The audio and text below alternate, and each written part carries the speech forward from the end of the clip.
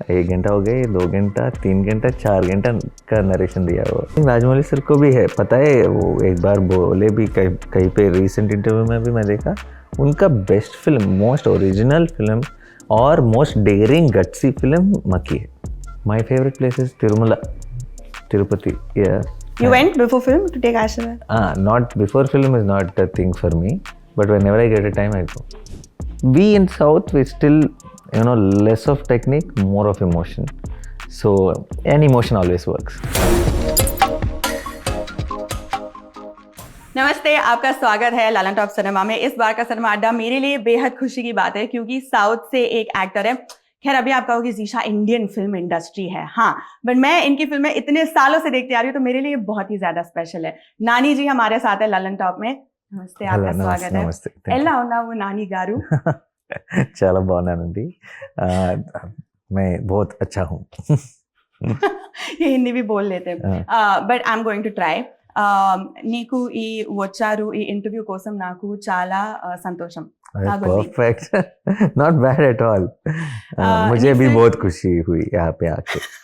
तो ट्रेलर से काफी लोगों ने कंपैरिजंस किए कि पुष्पा या केजीएफ, बट देख के वैसे लगता तो है क्योंकि कोल माइंस है। आपने कहा कि 22 एकर्स के सेट पर पूरा ब्लैक डस्ट हमने डाल दिया था, तो कहीं से जेनेसिस ऑफ द स्टोरी वहां से इंस्पायर हुआ?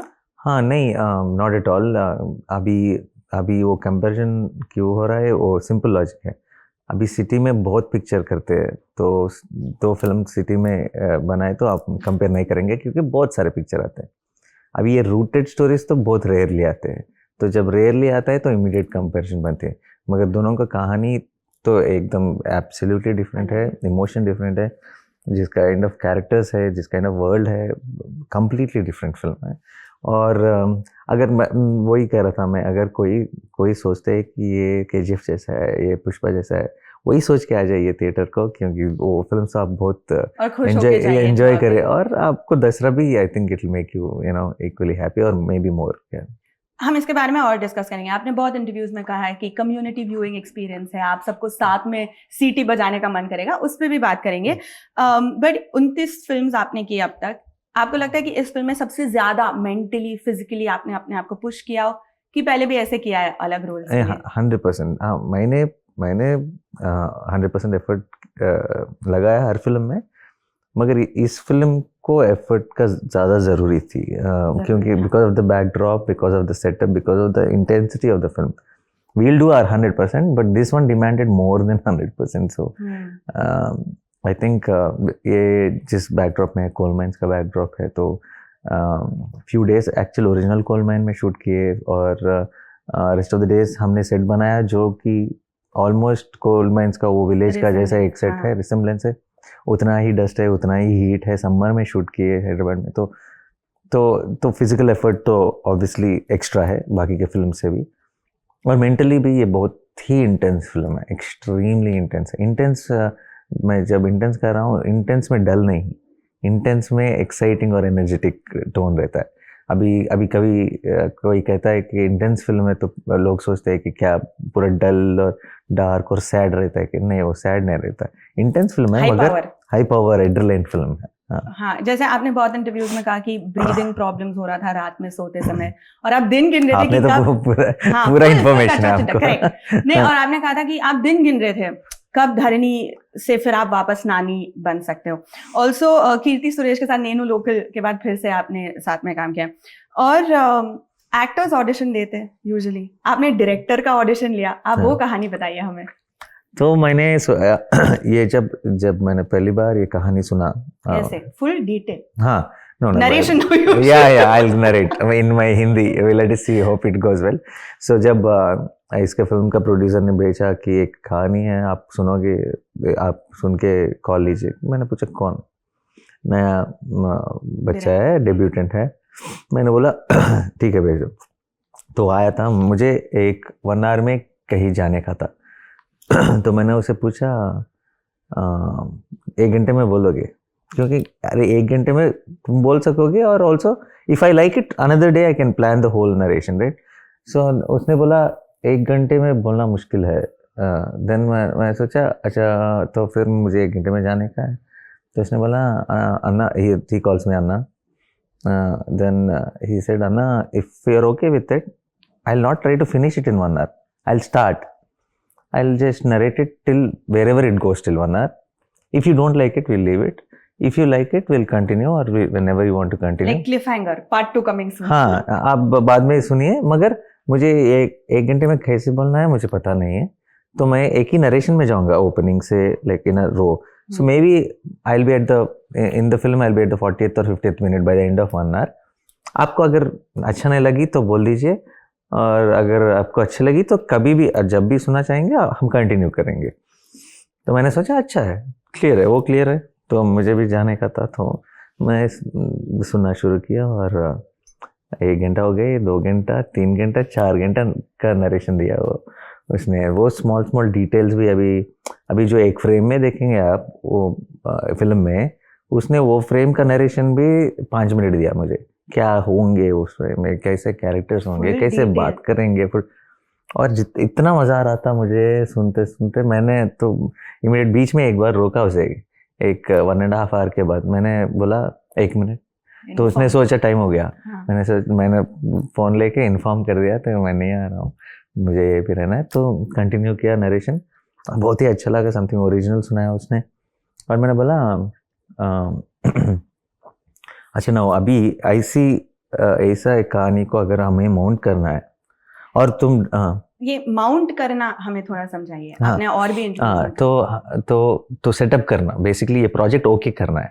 ओके करके अगर हमें सेट्स पे ले जाना है इस फिल्म को, you know, if you are approving the project, तो अभी एक फर्स्ट थिंग क्या है, ऐसी फिल्म को माउंट सेट करने के लिए बहुत ही बड़ी बजट चाहिए, क्योंकि एक पूरा विलेज को, एक गांव को, एक वर्ल्ड को क्रिएट करना चाहिए. और तुम डेब्यूटेंट हो तो तुम्हें the best of the technicians देना मेरी रिस्पॉन्सिबिलिटी, क्योंकि तुम नए हो तो तुम्हें मैं एक्सपीरियंस टेक्नीशियंस दूंगा, तो वो तुम्हारी विजन को एनहांस करने में वो हेल्प करेंगे. तो अगर टॉप टेक्नीशियंस, टॉप एक्टर्स और एक फुल वर्ल्ड क्रिएशन होगी तो ये ह्यूज प्रोजेक्ट है. इतना ह्यूज प्रोजेक्ट कभी किसी ने डेब्यूटेंट को दिया तो वो तो नहीं है, और किसी और पैसे लगा रहे, नॉट इवन मी, मुझे यकीन करके. तो मैंने उसे पूछा, मुझे ऑलरेडी अच्छा लगा, तुम भी अच्छे लगे, कुछ यकीन है कि तुम सुपर फिल्म बनाओगे? तो एक थोड़ा सा टेस्ट है, एक शॉर्ट फिल्म से भी कम मनी, जो शॉर्ट फिल्म बनाते हैं ना, हाँ, उससे भी कम पैसे मैं दिलवा दूंगा तुम्हें प्रोड्यूसर से.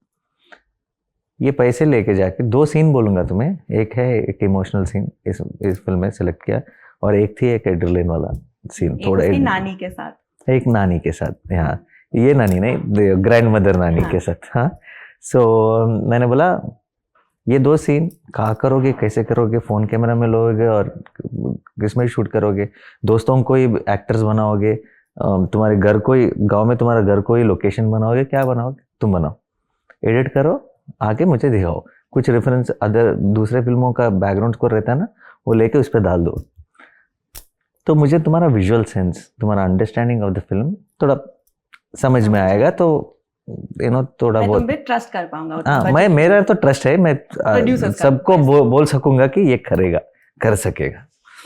तो उसने कहा और बना के कितने दिनों में, एक आई थिंक वीक, 1 वीक लिया. 1 वीक में आ गया. और मैं एयरपोर्ट को जा रहा था कहीं पे, तो उसने बोला अन्ना रेडी है. मैंने बोला अरे एयरपोर्ट को जा रहा हूँ, 3 दिन में आ जाऊँगा, देखूंगा. वो बोला अन्ना नहीं, अभी दिखाने का. मैंने बोला तुम मगर एयरपोर्ट को जा रहा हूँ, तो वो बोला आप इसी रूट से जाएंगे ना, मैं आप गाड़ी में बैठ जाऊँगा. तो मैंने बोला तो देखने के बाद आप छोड़ दीजिए कहीं पे भी. मैंने सोचा अच्छा ठीक है चलो, ये दिखाना चाह रहा है, तो उसको बिठा लिया. और फ्लाइट मिस हुआ? हाँ, फ्लाइट मिस नहीं हुआ. और चल रहे थे तो दिखाया, उसी को गाड़ी में ही बोल दिया मैं, हम कर रहे हैं फिल्म, ये सेट है. क्योंकि जब मैं उसे देखा जो वो शूट किया, अगर उतने बजट में वो एक्टर्स को, वो लोकेशन को देके अगर आप टॉप से टॉप डायरेक्टर को भी देंगे वो 2 सीन, वैसी आउटपुट नहीं मिलेगा. ऐसा क्या देखा आपने उसमें? क्योंकि उसका बेसिक वो जो विजुअल सेंस है, कभी कभी क्या होता है, लोगों को इमेजिनेशन बहुत रहती है, बहुत अच्छी इमेजिनेशन रहती है, मगर उसे एग्जीक्यूट करना, एक्सट्रैक्ट करना कैसे पता नहीं चलता। वो that is the biggest problem. I think the great directors are the ones who have an imagination, who also can extract them. So वो विजुअल सेंस है, इमोशनल सेंस है, जो अच्छा यहाँ पे इम्पैक्ट होनी चाहिए, यहाँ पे this has to be taken out, वैसा एक मेच्योरिटी इन अंडरस्टैंडिंग सिनेमा उसमें दिखा मुझे। मैं सोचा चलो अच्छा एक ओरिजिनल पीस मिला इसे, तो we should all help him, support him and make him do a great film. और अभी फिल्म हो गया, अभी एक दिन में रिलीज है, और अभी लगता है कि जितना मुझे एक्सपेक्टेशन था उसके ऊपर वो एक्सीड हो गया। वो जो डिलीवर, मैं जो सोचा कि ये डिलीवर करेगा उससे भी ज़्यादा डिलीवर किया उसने। बस उसकी कहानी है, उसके पिताजी काम करते थे हाँ वो, और क्योंकि वो कहानी क्यों उतना इमीडिएटली इम्प्रेस हुआ मैं जब बोल रहा था। आप जब एक रूम में बैठ के कहानी लिखोगे तो वो अलग रहेगा, अगर वो कहानी आपकी ज़िंदगी से आई हो तो वो बहुत अलग रहेगा, और वैसी कहानियाँ हर रोज़ नहीं मिलती। तो इसका ये वही एरिया से है, गोदावरीकनी नाम का एरिया है, वहाँ पे सिंगरेनी कोल माइंस, वो एशिया में बड़ा बिगेस्ट कोल माइंस है, वहीं पे बड़ा हुआ ये। और उसके पापा उसी कोल माइंस में 40 साल डंपर लॉरी ड्राइवर है। तो जिस तरह से ये समझता है उस एरिया को, वहाँ के लोगों को, उनके प्रॉब्लम्स को, उनको इमोशंस को कोई समझ नहीं सकता। तो जब वो कहानी बोल रहा था तो मैं ऑडियंस बन गया, और मुझे एवरीथिंग वाज अ सरप्राइज, सब कुछ, अरे वाह वाह थिंग, अरे ऐसे होता है, ऐसे होता है, अरे जिस तरह का इंटेंसिटी है। तो मैंने सोचा यही कहानी अगर बिग स्क्रीन पे बोलेंगे तो पूरा देश, entire audience will also feel what I felt. जैसा आपने कहा ना, बॉन्ग जून-हो ने भी कहा कि पर्सनल इज क्रिएटिव। करेक्ट, या।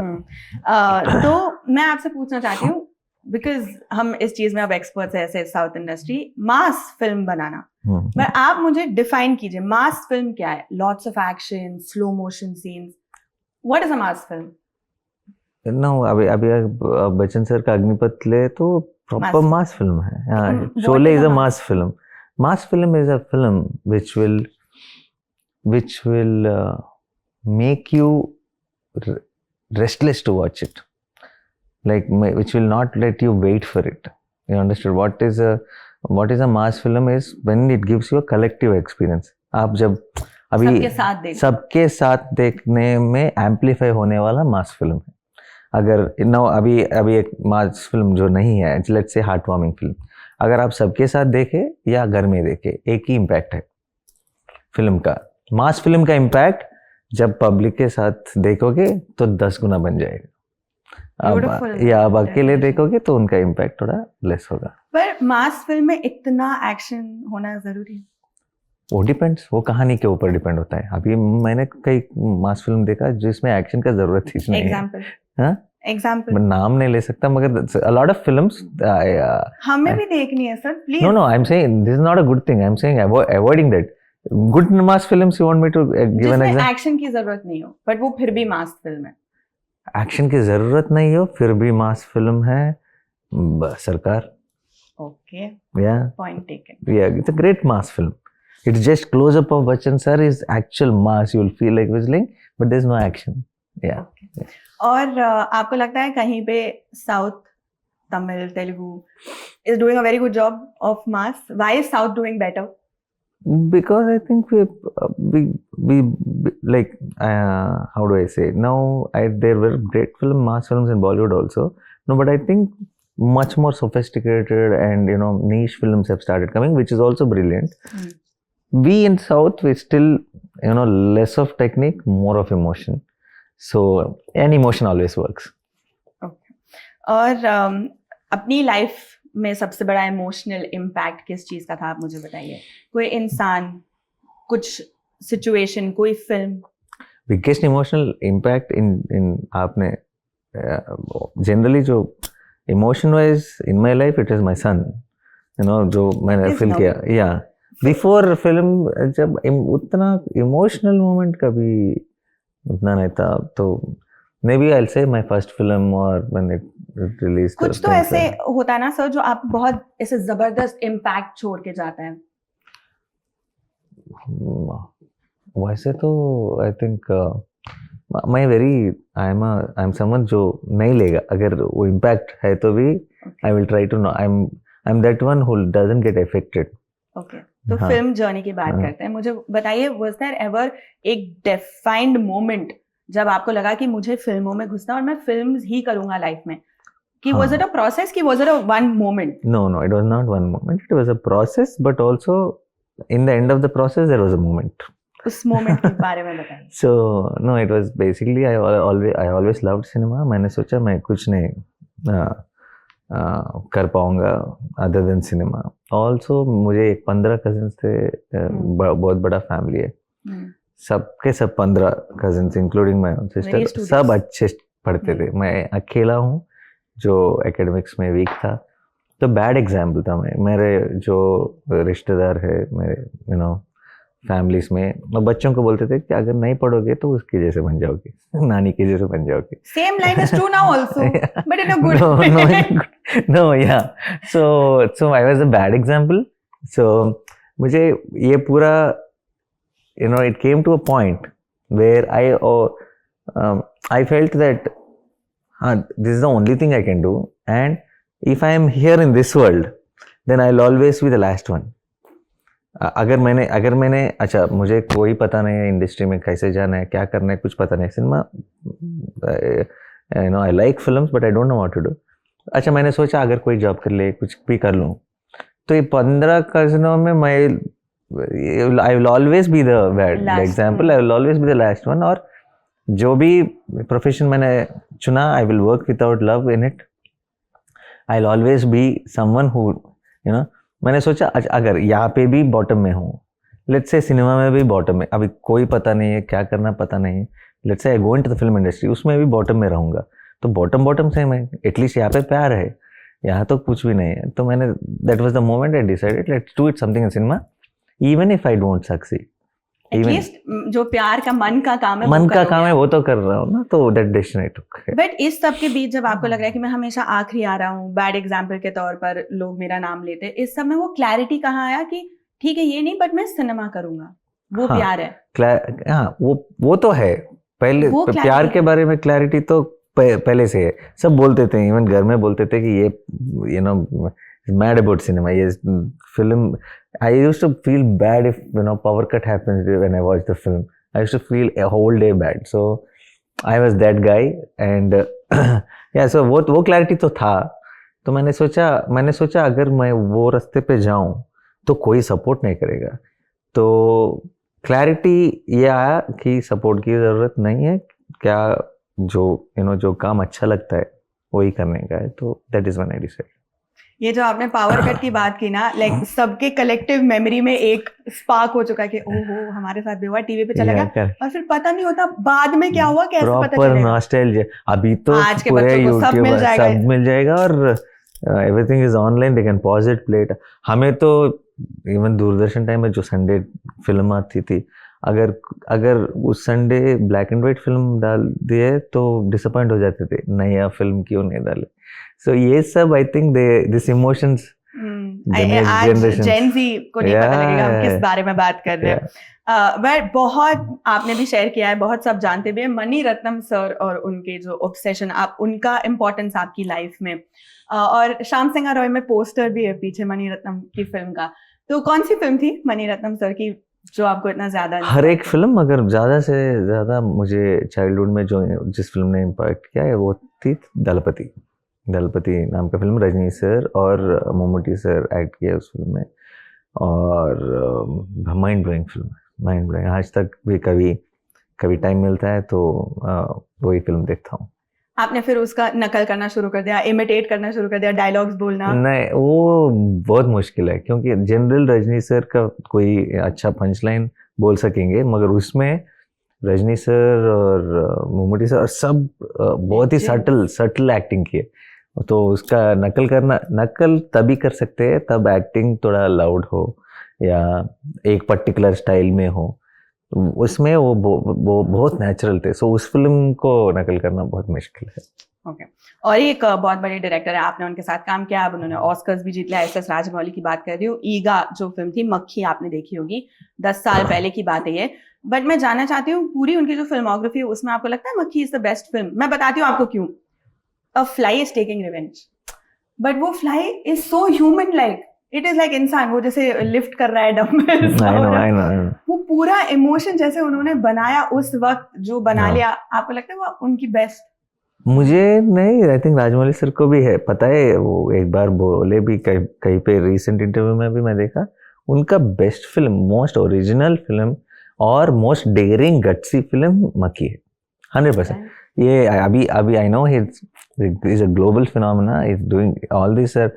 हम सब प्राउड है कि आरआरआर का, बाहुबली का, सबका, मगर राजमौली सर का वो shift into great film maker to genius was Eega Makkhi. I like your word selection. Great filmmaker तो वो थे। Yeah. Personal, this is I remember, मैं देख रही थी, literally like I was an adult, but I was behaving like a child, 3-year-old child. When he did something, I was like, oh my god. No, Rajamouli sir's strength is that he does the film for the child in you. Even today, Maki is like ultimate, but even in RRR, even a Bahubali, it is for the child in you.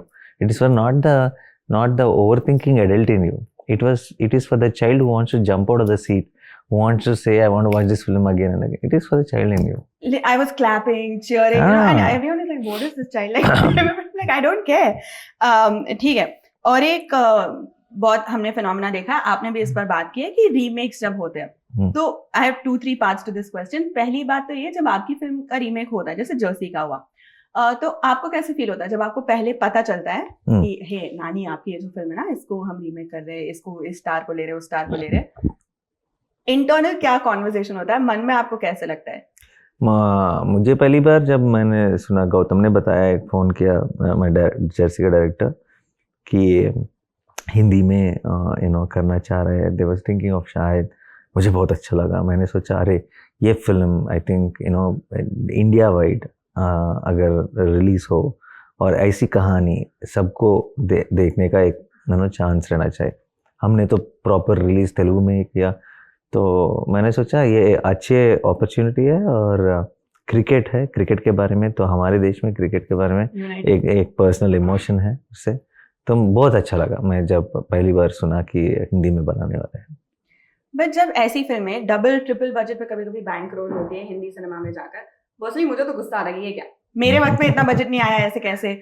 Same director, कभी-कभी same director होता है Hindi cinema में, अभी Jersey का same director, मुझे क्यों नहीं लिया, ऐसे ख्याल आते हैं आप? नहीं, मैं उसे मैं ही बोला भी, लाइक अरे ग्रेट अपॉर्चुनिटी है, ग्रेट एक्टर, जाके जाओ। और अगर मुझसे फिर से बनाने का जरूरत नहीं, हमारा तो है डायरेक्टली तब हिंदी में रिलीज कर सकते ओरिजिनल फिल्म, मगर तब तक हमें इतने फिल्म्स साउथ से आके यहाँ पे doing well and all that, ऐसा एक प्रेफरेंस, ऐसा एक कल्चर तब तक नहीं था।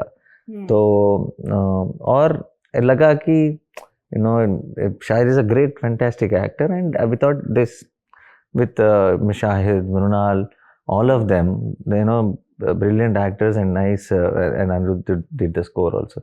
So we thought इस एक अच्छा ब्यूटीफुल कहानी को ये लोग ज़्यादा हिंदी ऑडियंस के पास ले सकेंगे, तो that was the idea they started off. I'm happy you mentioned Mrinal, अगली फिल्म आपकी उन्हीं के साथ है।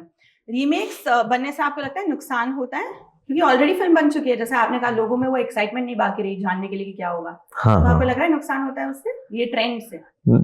ये कुछ भी फाइनल वर्डिक्ट नहीं कर सकेंगे, क्योंकि it's always a loop, it's a cycle. कभी कभी कोई फिल्म वर्क हो जाती है, आप अजय देवगन सर का दृश्यम बड़ा सक्सेस हो गया था। मेरा अगला सवाल वही था, जब आपने कहा कि यहाँ पे फिल्म नहीं चल रही क्योंकि ऑडियंस से वो एक्साइटमेंट निकल चुकी है, ओटीटी पर है, उनको पता है, सोशल मीडिया से पता है। Correct, no, it depends on how much they watched original. Yeah, because Drishyam, of course, was a hit. Kabir Singh was such a huge hit. Correct. But Ala Vaikundapuram or Jersey was not. How do you explain that? So simple, because that means it could be the time of the release of the film where the audience were not in that mood of that genre kind of films. For example, sometimes with the audience, क्या होता है, सब action के mood में रहते हैं, तो उस टाइम में एक अच्छी हार्ट वार्मिंग फिल्म आए तो नहीं चलेगा। और there were instances there were this, अभी आप अगर देखें अब कुछ होता है के टाइम में, जब एक लव स्टोरी उसकी ट्रेंड चल रही थी, तब 2-3 एक्शन फिल्म आए जो फ्लॉप हो गए। तो ये ट्रेंड चेंज होते रहेगा और एक फिल्म चलना नहीं चलने का 1000 रीजन रहते हैं। और ऑल्सो अभी रीमेक का बात किया गया तो it is different reasons for different films. अभी ओरिजिनल कितने, अभी दृश्यम जो है, आई don't know how many people from the north audience ने ओरिजिनल को देखा। तो it is an exciting project. और अभी जर्सी का जो रिकग्निशन आया और इवन वो यूट्यूब में भी अवेलेबल है, तो ज़्यादा लोग देखे होंगे, उसका इम्पैक्ट पड़ा होगा, वो भी मैं कंप्लीटली नहीं कर सकूंगा। मगर अगर आप पूछ रहे तो मे बी एनालिसिस में ये भी एक पॉसिबिलिटी है। Audience mood is so like whimsical, fluctuating. No, they're all in sync. We just हमें लगता है कि बहुत फ्लक्चुएटिंग है क्योंकि हम प्रेडिक्ट नहीं कर पा रहे। मगर वो सब अगर let's say we are 2 of us, the audience, the ones who are watching are let's say 10,000 of them, let's say. All 10,000 of them are in sync. हम ज़्यादा सोचते हैं, वो उतना नहीं सोचते। हम सोचते हैं कि ये चलेगा, वो चलेगा, क्या करना चाहिए, क्या नहीं करना चाहिए। वो सोचते हैं कि टिकट खरीद के मज़ा आना चाहिए 2-3 घंटे। ठीक है। इतनी बड़ी फिल्म आई है पिछले 2 साल में ही, अगर मैं ले लूँ RRR, विक्रम, KGF, हम सबको बहुत पसंद आई। इससे भी बहुत अच्छी फिल्म है जो OTT पर आई है साउथ की फिल्मों से। सिर्फ ये बड़े फिल्म नहीं होते प्लीज, बट मैं कह रही हूँ जो नॉर्थ ऑडियंस ने सबसे ज्यादा देखी। आपको हिंदी सिनेमा से कौन सी फिल्म अच्छी लगी पिछले 1-2 साल में? पिछले 1-2 साल में मैंने लास्ट 2 years में आप पॉपुलर फिल्म्स बोलिए। नहीं, बिकॉज 1.5 year में मैं ये दसरा के चक्कर में। आपने कौन सी लास्ट हिंदी फिल्म देखी जो आपको लगा कि वो? मैं पठान देखना चाह रहा था मगर ये दसरा का प्रमोशन देखने नहीं दिया मुझे। अभी 30 तारीख के बाद मैं थोड़ा फ्री हो जाऊंगा, देखूंगा। और मैंने लाल सिंह चड्ढा देखा। कैसी लगी? मुझे अच्छा लगा फिल्म। आप आमिर खान के थोड़े फैन हो, आप उनके साथ काम करना चाहते हैं।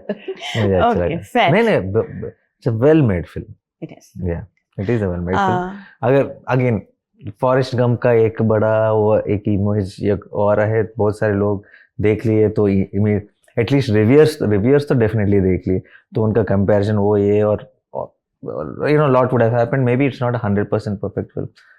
Maybe there are places, but in overall अगर देखा जाए तो from the films which are happening, which are coming out, I think it's a very well made film. There are beautiful moments in Lal Singh Chaddha. उन्होंने Indian sensibility और audience के लिए भी उसको फिर अच्छे से अडेप्ट किया। वो जरूरी होता है। बहुत ही अच्छा अडेप्टेशन। हाँ। और हमने ईगा की बात की। अब 10 साल बाद इंडस्ट्री में इतने बदलाव हो चुके हैं, बाहुबली RRR के बाद स्पेशली साउथ के एक्टर्स को हम हिंदी में देख रहे हैं, हिंदी एक्टर्स हम हॉलीवुड में देख रहे हैं, जैसे आलिया भट्ट, प्रियंका चोपड़ा, ये सारे प्रोजेक्ट्स कर रहे हैं।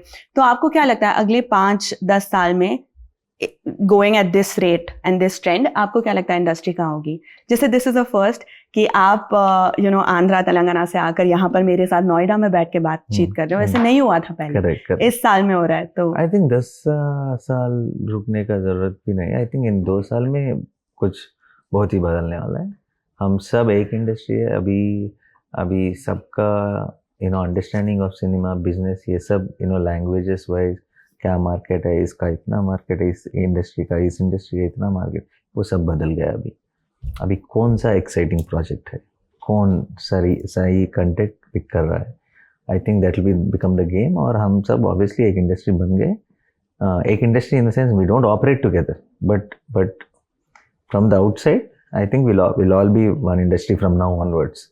और आई थिंक 2 साल में आप बहुत चेंज देखेंगे। ओके। और आप कब डायरेक्ट करोगे?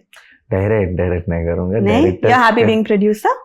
Yeah, producer and introducing new talent and all that, I'm very happy. And being an actor, being part of stories, small part of stories with different backdrops, setups and all that, I think it's very exciting.